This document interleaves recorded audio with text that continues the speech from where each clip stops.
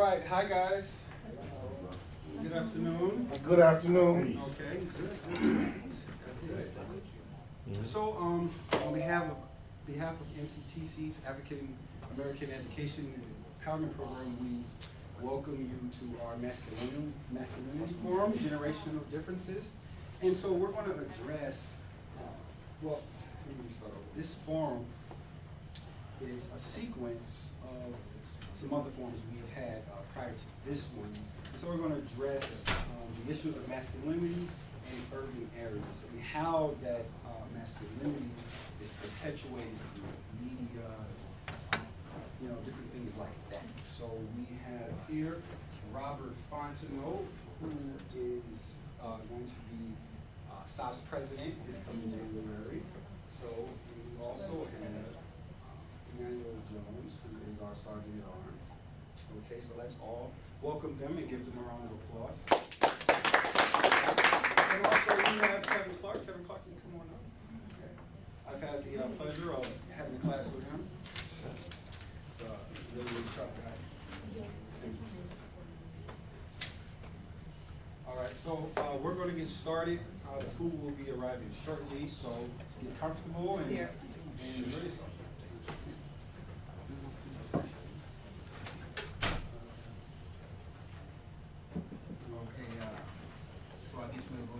Well, before we start, since the food here, let's go ahead and do the food, and then we'll start the panel question. You're supposed to explain what we've learned. I thought you already started. No, not yet. No. I think I'm Make sure you sign in if you haven't when you come in through, because we put a new code in.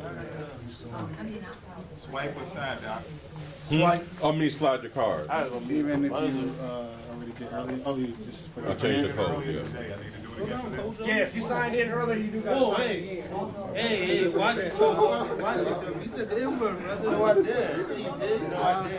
I know the N-word. I said, First, let your panelists come up and get their pieces so they can sit down, so we can get started, if you don't mind.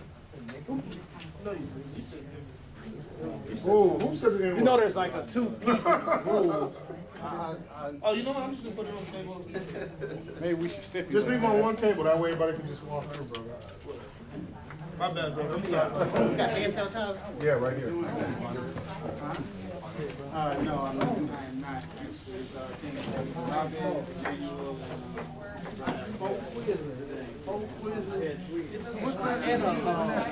Evaluation. Oh, thank you. I got so much going, man. I better check and see if I got more. And make sure y'all get one of these sheets of paper up there and start filling it out before you just walk in and solve masculinity form and answer these questions. Yes, sir. Anybody? Everybody? Somebody? Everybody. That's all you wrote? That's all. I got a class in 10 minutes. Make sure you grab one of those sheets of paper and answer those questions. Ramon Zanders. Make sure you grab one of those sheets of paper and answer those questions about black male masculinity.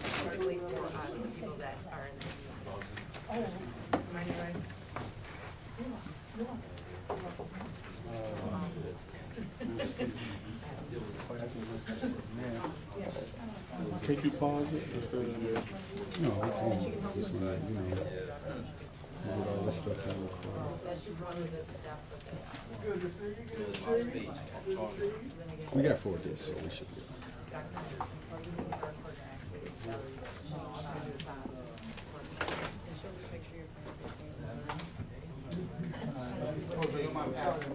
Half of y'all I ain't never seen before. You see me every day. Triple medium. Kojo with it every day. He got on that triple medium. That's extra medium.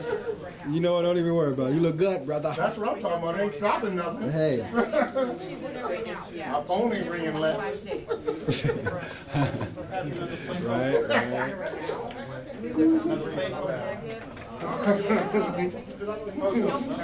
Enjoy yourself. Love y'all, brothers.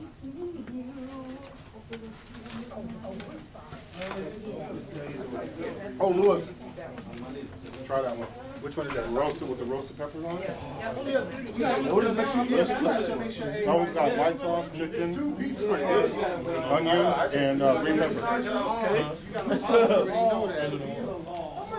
On the corner, That was. Oh, okay, the vegetarian one was. We got two vegetarian ones.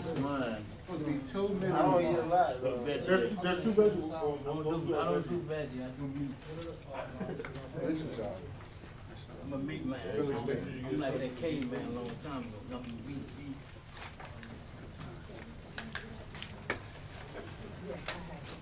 Hey, Mom, sit here. No, I got 2 minutes to go. Are we gonna give the panelists about a few minutes to eat? Y'all No, want we something? only 16. Was that pesto that you had earlier? A smoothie? Oh, okay. Maybe that's what I need to start doing in the morning since I can't eat. Well, yeah, see, That's me.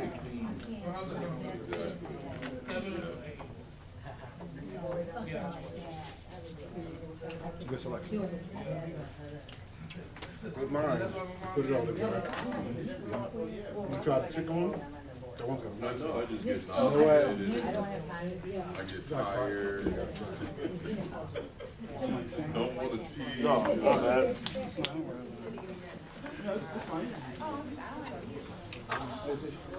Nice to have you, Coach Joe. Thanks for joining. Thank you for having us. Yeah, Kojo. Michael ordered the topping, so thanks, Oh. Michael, if you like the topping. Chicken and, I really Chicken don't was all right? appreciate them, but that's all right. Oh.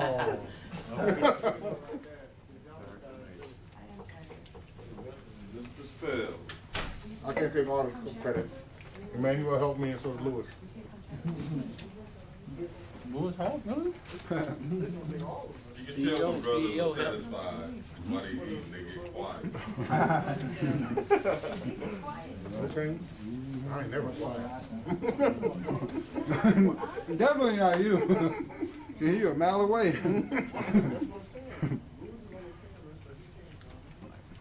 Oh, no. What time is it?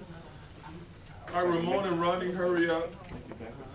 Hurry up and eat so you can explain what we've learned, since Louis didn't do it, what we've learned from the first 2 videos in our discussion. I'm sorry, guys. About masculinity, and then we can let the panelists go. So what? Shoot, we gotta hurry up. I gotta move. And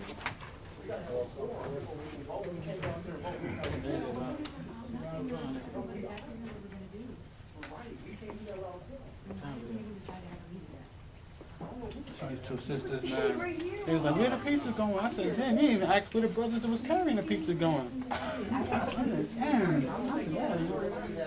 All right. Girls here, like the girls in here. Ooh, the spinach shop in front. You say hi to one, Minnesota. Got You general. trying to talk to Y'all them? ready? Just like that, yeah? Really? Hey, Mo. Okay. Mo. I know. Can you have everyone make sure they turn their phones off? And no side, tell them, no side conversation. I'm here all the time. I just wanted to make sure, also for the panelists, make sure that everybody's phone is on silent. Or at least, so when the panelists are speaking, that they have the floor. I'll go from no to. I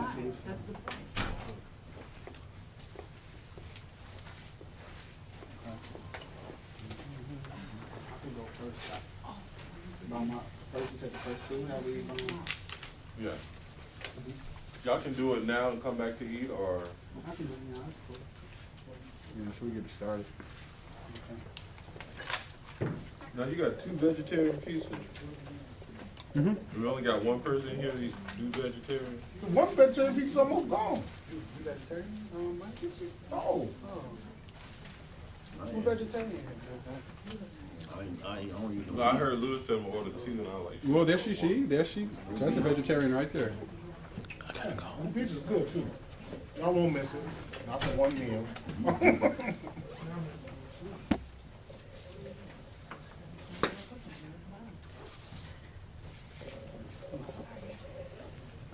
I'll go first.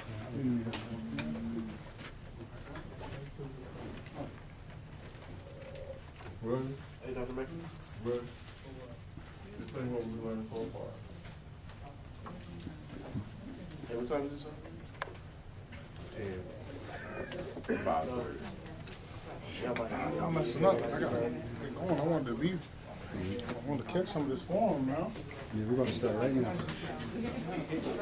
Come on, brothers, so we can start the conversation. What we learned thus far is there's many facets to black masculinity and the identity of being a black man. One thing I personally learned is it seems like every time we, black men attempt to get together and have a conversation about identity and masculinity as black men, it seems like we always face some type of criticism or some type of, it's like a battle for us to be able to get together and have a conversation about us, even from some of our own. And that's what I learned personally, and it's kind of disappointing, you know what I'm saying? But, so far we learned that, for one, masculinity can't be tied up into a culture or this hip-hop culture they got. Black masculinity to me isn't tied up into sagging your pants, having your chest poked out, or just having a narrative that you from the street, you a thug, and you've been to prison. It's a whole lot deeper than that. It's something that we need to strive to so we can come up with our own identity, because everybody since we've been here in America has identified us for us. We've never been able to have the space or been in a place to be vulnerable enough to where we can decide what it is to be a black man.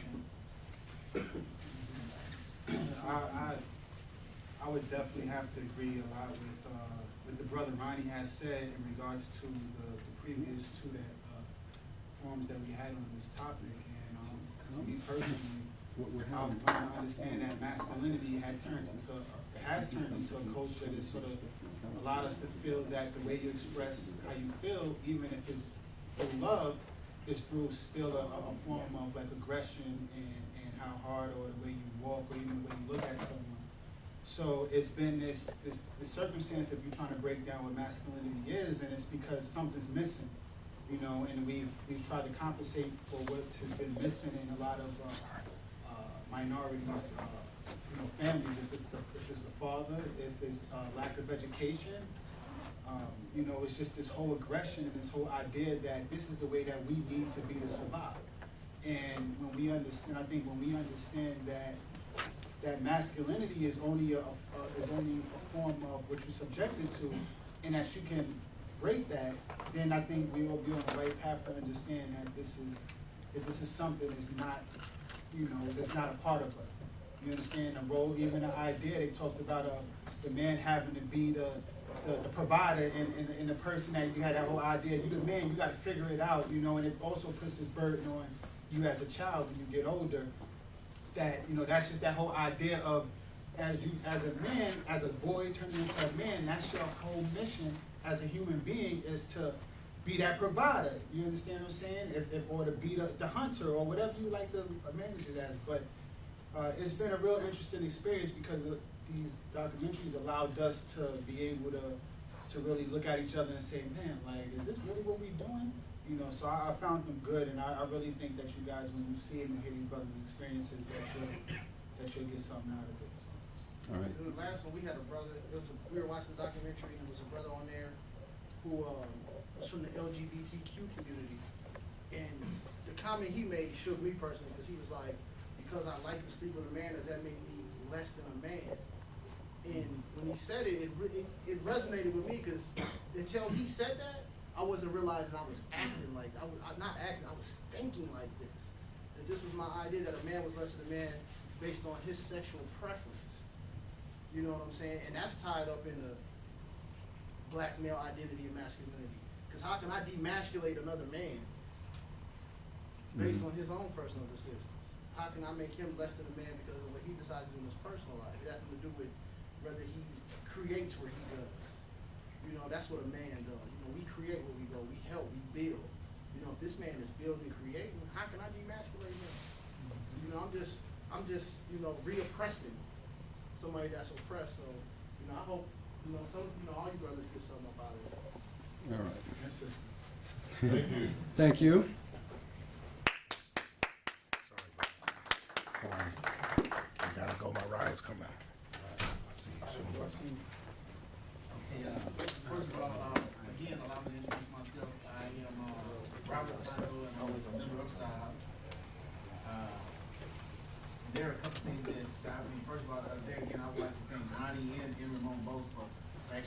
out the definition of masculinity, which is so misconstrued by so many. There are a lot of different things that should be taken into consideration. I believe when it comes to masculinity, one of the other things Ronnie touched on was that you remember hearing a brother speak from the LGBT community, just because he's indulging in an alternate lifestyle, quote unquote gay, or so to speak, does that make him any less than a man? And for so many of us who preconceive what manhood is, in anything other than the way it was intended to be perceived, we'll say yes or no. Most of us will answer no, you know, because being all inclusive, we recognize that sexuality doesn't necessarily equate your manhood or equate masculinity. There are a lot of phobias that circulate throughout the inner community, especially when it deals with us as a race of people. Concluding some of the things that they've touched on, or not to try to say what they were saying, there's some things that I would like to incorporate in what they mentioned. For me, personally, there are a lot of things that I deal with and accept as a part of my past because I have no choice but to. There are some decisions I made because there's some things that I was approached with, peer pressure, however you want to call it. That decisions I made, I still deal with today.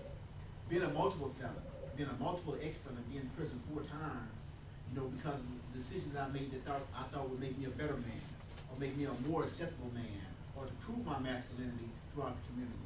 You know, I've done things that probably would be associated with self-genocide or communal genocide, because what I've done when I thought I was a man was poison my community, poison the youth within the community with the same concept. As I mentioned once before in another previous platform we had, where I was misinformed by a group of misinformed people. Okay, and when it comes to masculinity, the definition of masculinity, personality, that's something we all have to make a decision for ourselves. Okay, what constitutes manhood, what constitutes masculinity has got to be from within. You know, who said that my definition of masculinity has to agree with yours and vice versa? Because we don't live out or govern ourselves by the same standards, codes, or morals. Because there's a form of life that we have to accept our individuality. Okay, and having said that, I would like to first open the floor up after each one of the other panelists make their statement. After each made their statements, so their first comment on the initial question, what is black masculinity? And then we'll open it up to the general forum to. Thank you, sir.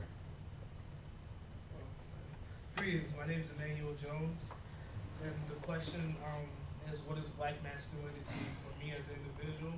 Well, I'm still growing into becoming a man. I'm a young man, but from what I've been seeing and what I've been looking around, looking at my history and my past, I've been trying to define masculinity in a way that it fits me and it helps me build up to the person that I want to be and the things that I want to achieve, because each man has his own path. So I have to choose a form of masculinity, or just, you know, I don't know. I really have not yet fully defined what it is and all the facets that surround me as a person.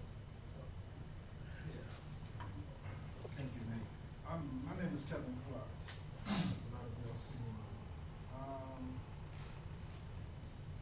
My son's birthday is today. My birthday is tomorrow. A lot of people don't realize it when I tell them. I've been around. Tomorrow I'm 57 years old. I learned a lot from growing up, experience with the human kind. And that's where wisdom comes from. And what I want to say about what is black masculinity, it used to be traditional. It used to be emulated. For me to emulate something, I have to see it in action. I got to see it taking place. I got to see how it's done. When I do something at a time and when I don't do something. How I accept this, how I don't accept that. What is this, what is that? It's taught, it's passed down. We come from a tradition where we went through a rite of masculinity. He was always considered a boy until we made that conversion over into manhood or masculinity, starting to act out, starting to seek your own will after the will who the people brought you. and it's conditional. It was conditional upon how you treated your wife, your mother, your father, your sister, your brother, your relatives. It started within a family unit, and it started to spring out in every area of our lives. Today, masculinity is machoism. It's macho. It's not masculinity, it's macho. And that comes from, and I'll cut it short, that comes from a thing where it's basically like no disrespect, a Latino or a Spanish dialect meaning macho, meaning bad. Mucho macho man. I'm a big bad man. Macho. That's insecurity today. That's not masculinity. That is insecurity. With that,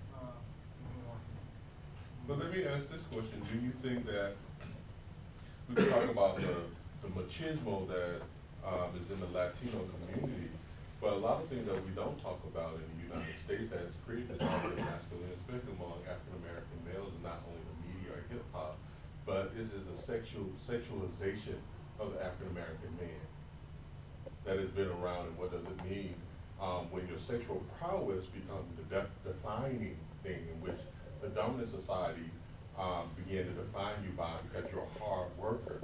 And how does that influence even us today? Because it's not different. We like to blame hip hop media, but it's not different from what we've been taught about ourselves. And so we can say it used to be taught, but even the way we were taught masculinity, because even though we had men in the household, does not necessarily mean that those men engaged in raising children. Or their idea of masculinity was like for my grandmother who'd been married 5 times, for a man to be his wife. And a woman had to stay with a man because she had no other source of income or to take care of her kids, but she had to stay with him, but that was passed down as well as a part of our history. So when we talk broadly about what black male masculinity particularly is, how do we still learn from the mistakes and the hopes of yesterday and place it in a context where everyone can be empowered to be who they are? And all of you all, and everybody in the room. Because I come from the generation of fathers that were either in prison or in the streets, or they weren't teaching you right. You know, so, you know, I get a lot of older brothers, they look at brothers like me that are 35 and be like, you know, it's our fault that this young generation are the way they are. And I look at them and be like, well, it's your fault for my generation being the way they are because you were absentee. You know what I'm saying? If you were in a home, you really weren't in a home. You know, and I think, you know, sometimes that's an issue that's an issue with black men discussing black masculinity is this generational thing, because the brothers before us think that they set the standard. And it's like you set the standard of a man being able to take care of the home, but what about the emotional investment in your kids? What about, you know, teaching your kids to thrive in education, teaching your son that it is masculine to cry? You know what I'm saying? They forgot about all that, at least to me. Well, you know, I hear what you're saying, Ron, and I agree with you to an extent. But you know, the thing that also intrigues me is almost like the military. Like you training someone to kill. Like you're not doing it deliberately, like directly when you talk about somebody in that certain environment, but you sort of reprogramming a program in the brain to do something or carry out an objective that's not necessarily a part of the human experience. You understand what I'm saying? So like a person, like when you're born, you're born full of innocence and understanding and curiosity. You go to the military, I'm just using the military because that's the most common thing to think about. You send people in that idea that they got to shoot, kill. This is not part of it. Then you got those people that deal with post-traumatic war syndrome because of things that the bombs blowing off, gunfire, seeing a person get killed.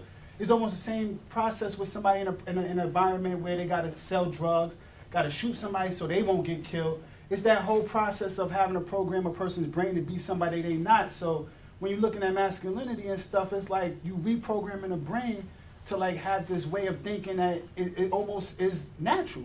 And in a sense, masculinity, or what we define as masculinity, is not natural.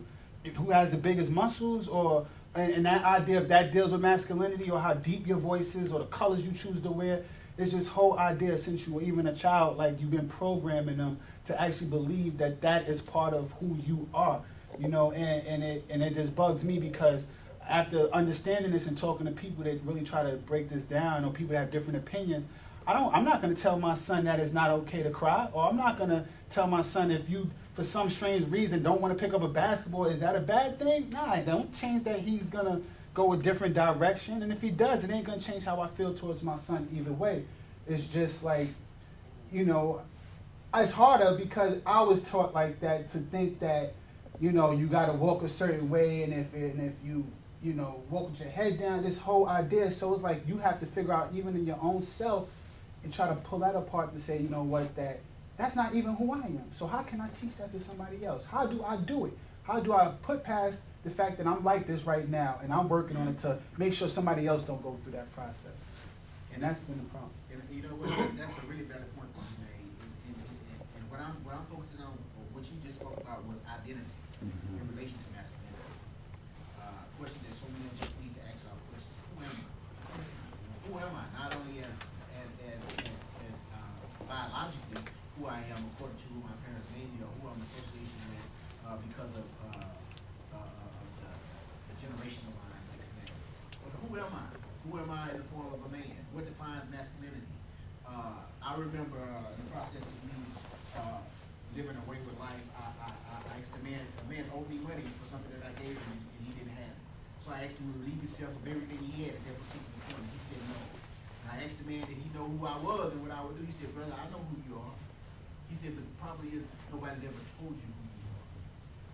One of the biggest awakenings that I had in my life, and it was rude, uninterrupted, and straight to the point. I didn't know who I was, but I knew what I was capable of, which was in no means, shape, form, or fashion in direct connection with being masculine. However, the illusion that I had, or what I was perceiving at that time to be masculine, was no more than what Ronnie spoke about earlier, emasculation, because I'm promoting something that now I see was a contributing factor to the ill-gotten going on in my neighborhood, in my community, with the youth, with the adolescents, with the older adults. And it's not always what you say or what you project verbally. More often than not, it's the message that you give subliminally, or the message that